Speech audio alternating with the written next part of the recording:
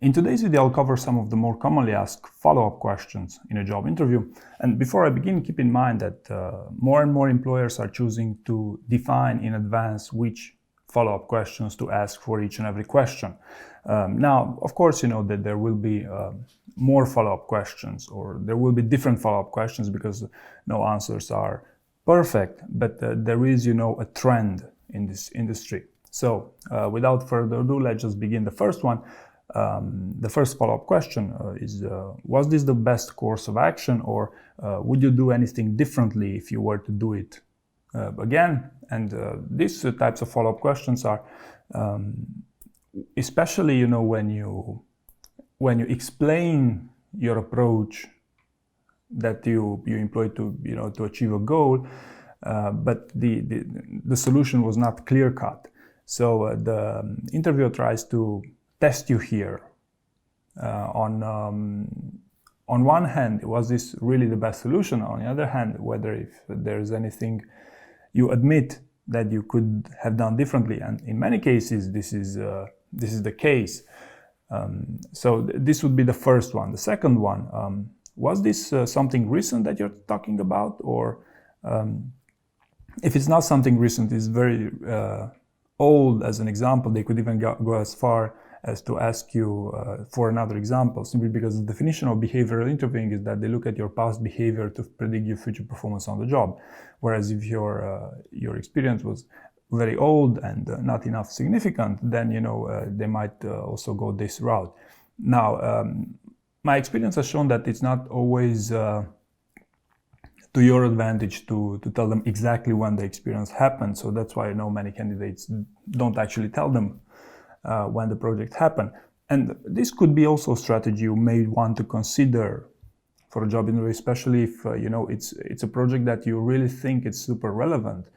And in spite of the fact it was, 5 years or 7 years ago, but still I'm not giving you these questions in order for you to think about these questions even before giving your initial answer here. So I'm just trying to prepare you on what to expect from these follow-up questions. Number 3, were there any lessons learned from this? Now, if you remember the first question, it was what was the best course of action? If they ask you directly were there any lessons learned from this, it means that most likely there should be lessons learned from this. And it's always a leadership principle comes to mind: learn and be curious. Like, there's always room to improve. There's nothing really perfect about doing something. I mean, of course, we always seek perfection and customer obsession and all that stuff, but usually there's always ways to improve. So be careful with these types of questions. Like, even if you don't see any majorly different approach to achieve what you already achieved there, and you believe it was generally fine, you could go with the process. I really believe this was the best possible approach in that given scenario. However, if I had to do it once more time, probably I would have also taken into account this, and that. So some small things, doesn't have to be an entirely new approach or entirely new definition, but you must give them what they want here, in a way. Number 5, what were the main obstacles that you faced? Right, so most of the time when you give an answer, you give them, maybe a little bit in spite of the fact that the client was very difficult to work with, I managed to convince them. But you don't explain why, how did you convince them, and what were the actual obstacles that you faced in this exchange. So this is why you should expect this question, but again, you shouldn't prepare to explain it even in advance, right? I skipped one here. So what was your role and what is the key driver or project owner?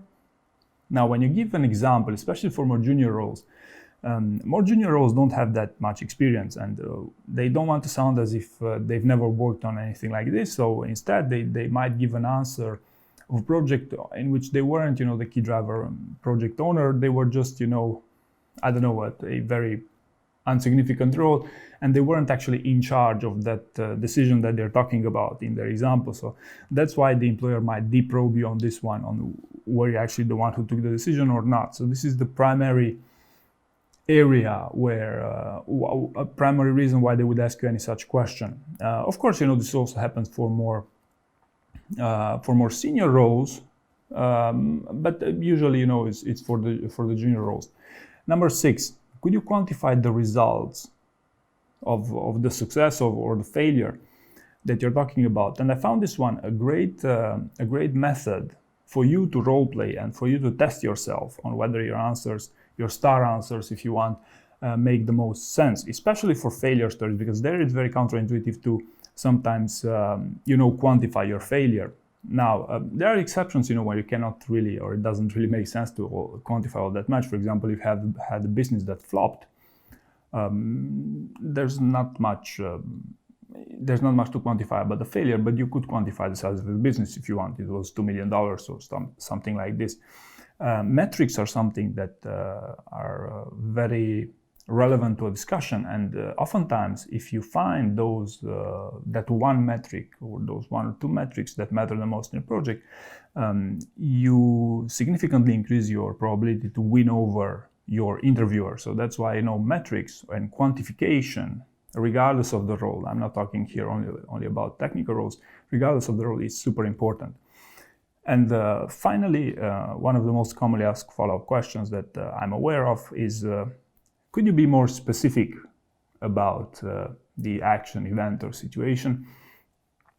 And needless to say, this is not a pre-prepared type of question, but one that arises a lot simply because many of the examples a candidate gives are rather general. They're also vague, but primarily general. And the reason why I'm saying primarily general and not vague is because I'm not advising you here to always give your first answer as the most specific answer possible. No, you could give a vague one, but you should expect them to ask you to be more specific in your approach.